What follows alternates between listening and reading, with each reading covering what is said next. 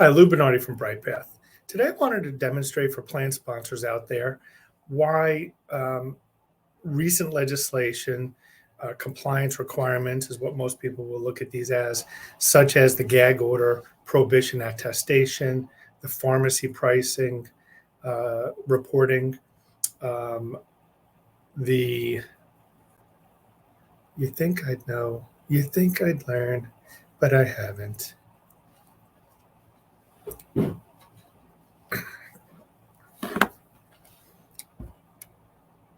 Hi, Lou Bernardi from BrightPath. Today, I wanted to talk to you or really demonstrate why knowledge is power in healthcare, as it is in all other parts of our economy. Um, we know, and blah, blah, blah, blah, blah, blah, blah, blah. Hi, Lou Bernardi from BrightPath. Today, I wanted to show plan sponsors out there how important it is to take the new compliance responsibilities, reporting, attestations, a slew of new regulations to the next step. There's been a lot. Uh, Ones that come to mind are the new RX reporting or the pharmacy reporting requirements on employers, compensation disclosures, gag order, prohibition attestation, a lot of different things.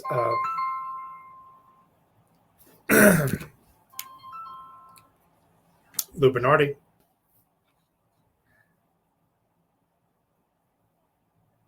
Go to the 145 mark.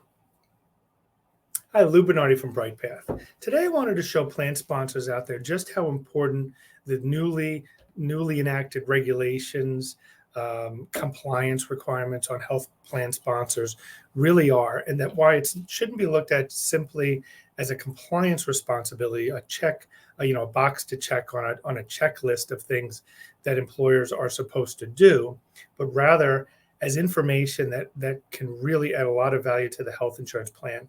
Knowledge is power, and for the past 30 years in healthcare, there hasn't really been enough information for consumers to use to their advantage, and that's all changing. And the new compliance regulations, like the gag order, prohibition, attestation, that was just a week ago mandated. Well, it's been mandated, but the deadline was December 31st of 23. The pharmacy reporting requirement, the compensation disclosures, price transparency, all of these things, shopping tools. Um, Too many plan sponsors and really benefit experts are looking at these as deadlines to meet compliance responsibilities. But the information that can be unveiled to the consumer is really crucial. I'm going to give you an example. So, pharmacy reporting. Uh, Earlier this year, midway through 2023, if you're fully insured, if you're self-insured with a TPA that's owned by an insurance carrier, and even if you're using an independent TPA, there's a good chance that your insurer said, "We'll take care of the reporting for you," which is great. They don't want the consumer to see the information that's on those reports. And because of the gag order prohibition, employers now should be able to go back and say, "We want to see this report. We want to see what our pharmacy claims look like." Why is that so crucial? I want to show you one particular medication, just as an example. There's thousands of examples like this. Here's a medication. The generic is called Tecfidera. The brand medication is dimethyl fumarate. And this is a snapshot from GoodRx, popular website. They've done a great job branding and getting their name recognition out there. A lot of people use them that don't have insurance at all, or as an alternative to insurance, because they can see the prices, which you typically don't have any access to. If you think about it, when you go to the pharmacy, you pay your copay, right? If you're lucky to have a plan with a copay. Too many people have high deductible health plans, which have their place, but they go with no information. They go to probably the most popular pharmacy, and you'll see that in a second. CVS pharmacies are super popular. People are walking in blindly, picking up prescriptions, paying their out-of-pocket cost. But there's a side beyond that. So what is the health plan paying? What is the insurer paying with your premium dollars for that medication? And what happens with that behind the scenes? Spread prices, rebates, huge investigation going on with the Department of Justice now, likely to be some real significant change in the PBM, or pharmacy benefit manager front. But this particular medication, now I looked it up because this came to my attention recently. And you can see here at Walmart, you could pick this prescription up for $61.16 using the GoodRx app. You walk in with or without insurance, you're going to use your GoodRx ID card. At Walmart, you pay $61.16. If you use the GoodRx app at CVS Pharmacy, you're going to pay $2,172. Wow. I mean, it's quite a difference. Huge difference. And if you'll notice here in yellow, and I apologize, I know that this is probably a little bit too small for you to see real clearly, but CVS Pharmacy, even with GoodRx, was the most popular option used. So informed consumers, maybe you might want to call them more savvy healthcare consumers, or just maybe simply people without insurance, use GoodRx, and they paid $2,172 instead of Walmart. Now, Walmart's the lowest price. It doesn't show us how frequently that was used, but Walmart's a huge chain. You know, you can use the Walmart Neighborhood Market. You can use Walmart's. I would gather that 90% of the whole country has a reasonable access to a Walmart in most areas. But Rite Aid is just as inexpensive. ShopRite's not too bad, $100.60 compared to $2,172. If you're a plan sponsor, you're paying more than that, most likely. What you can't see, again, it's in red here, the retail price at CVS is over $15,000. The retail price at Rite Aid, at ShopRite, $378. There's a lot of different reasons for that. Spread pricing, rebates, you name it. We won't get into all of those things today, but it is crucial for plan sponsors to equip their members with information. Well, first of all, you want to partner with an independent pharmacy benefit manager that has clean, flat pricing per script rather than huge rebates, spread pricing on medications. The most important thing is to get the lowest net cost at the end of the day. Whether you're collecting rebates and chasing rebates or whatever, if you might not even know what I'm talking about, there's a good chance, especially if you're fully insured. But if you're fully insured, think about this. You are paying $2,100 per month potentially, or your members really. Let's just assume that this $2,172 is what you're paying at the end of the day with your insurance company price. You're overpaying by $2,100. $2,100 times 12, that's about $25,000 a year per member if they're walking into a CVS pharmacy and filling their medication there instead of at Walmart. Now, what can you do with that $25,000? What would your business do? What if you were a 1,000-person company, you had 100 people on this medication? Or maybe you're a 100-person company and you had 5 people on this medication. That's over $100,000 a year just on a 100-person company that you're paying just on this one med. There's hundreds of these examples just like this. So knowledge is power. You need to look at these new responsibilities not as burdens from a compliance standpoint, but an opportunity to become a more informed healthcare consumer with the power to pay a more reasonable price for your health insurance and your health care. Right? That's going to be the motto for 2024, to enhance the IQ of the American healthcare consumer so we can take control back and bring our business to companies that really, truly deserve your business. CVS Pharmacy, shame on you for this. I hate to blast companies, but I'm going to do it in this case. Thank you.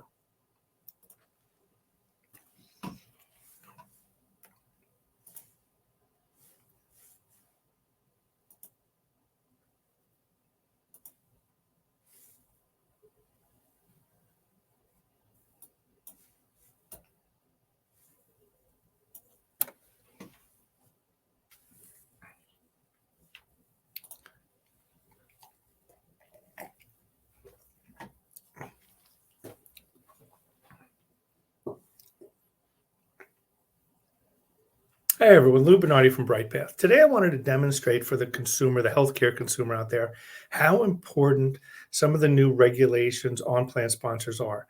why they shouldn't be looked at just simply as compliance responsibilities or a box to check on a compliance checklist, but an opportunity to become a more informed consumer.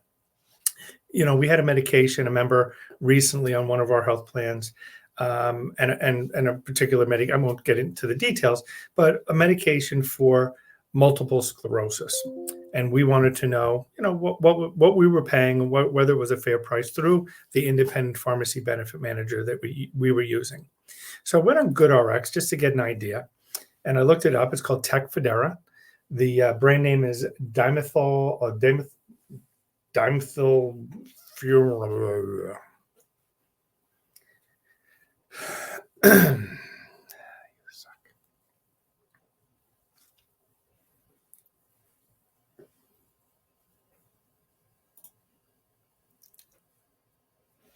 Hi, everybody. Lou Bernardi from BrightPath. Today, I wanted to demonstrate for plan sponsors, benefit decision makers, HR leaders, CEOs, CFOs, how important, how crucial it is to understand some of the new regulations that have been imposed on plan sponsors the last few years. You've heard of gag order prohibition attestation, RX reporting, price transparency, compensation disclosures. These are all things that plan sponsors may look at simply as compliance regulations, new burdens, tasks that have to be done. But you have to ask why. Why are all these new regulations being thrown at plan sponsors? And why is really where the power is. Knowledge is power. But for a very long time in healthcare, it was kind of hard to be knowledgeable. There wasn't a lot of information. Gag clauses kept members from prices and deals and contracts and rebates and all of the fraud, waste, and abuse that happens within health insurance plans. One of the real crucial things as a benefit advisor, one of the things that we know is most employers that are fully insured or even self-insured working with a large national insurance company are likely paying significantly or significantly overpaying for their prescriptions.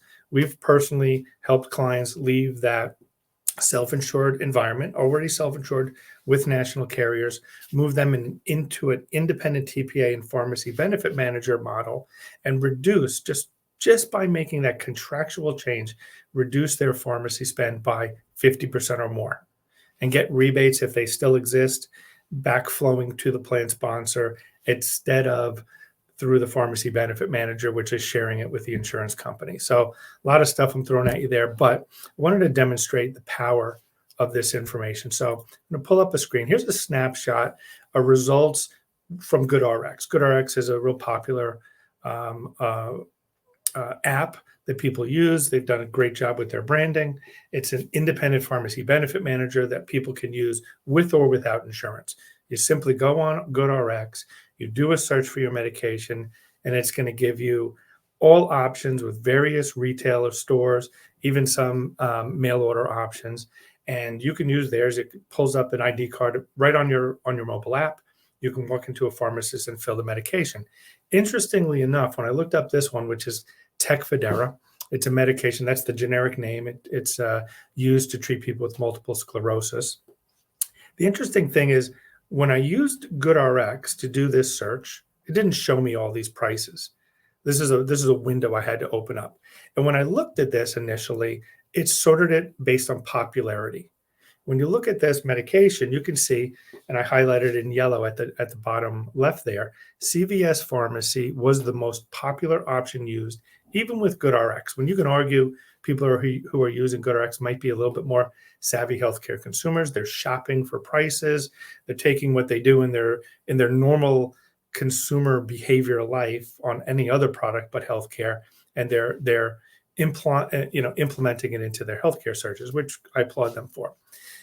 But the most popular option used for this medication was CVS Pharmacy, very, very popular pharmacy chain, owned by CVS Caremark, which also owns Aetna, the insurance company.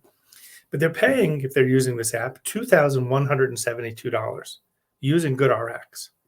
And and it's hard to see here, but it had a retail price at CVS pharmacies of over $15,000. So that might seem like a great deal. Maybe they're using CVS regularly, but with their insurance, they noticed it was a lot more than this. Maybe GoodRx price is better than they're getting with their discounts through their national health insurance carrier. Maybe it's $4,000 there. I don't have that information at my disposal right now, but I'm assuming that they're using GoodRx either because they're uninsured or this is a better rate than they get with their health insurance plan. But if they would have done the search based on price and searched a little bit further in the GoodRx app, they would have seen that they could have filled this medication at Walmart for $61.16. And this is not unusual. This is a huge discrepancy, but it's not unusual, unfortunately. And unless you're looking for this, this is going to come to a big surprise to plan sponsors. You have the ability to fill this medication at Walmart for $61 versus $2,100. That's $2,100 difference. That's $25,000 a year, a little bit more than that difference in that person's out-of-pocket cost, assuming the GoodRx prices. The difference in the retail price, by the way, ShopRite, which is $100.60, seems like a lot compared to $61.16, but surely significantly less than the $21.72. They had the lowest retail price at $378. So why is this important for plan sponsors? Well, first of all, you have a responsibility to share this information with your employees now. Right? There's a lot more fiduciary responsibility that's being shifted on to plan sponsors because this information is now newly available. Now, if you're fully insured, or even if you're, like I mentioned before, if you're self-insured with a national carrier or even an independent PBM, they probably stepped in and said, we'll submit your files, your RX reporting for you.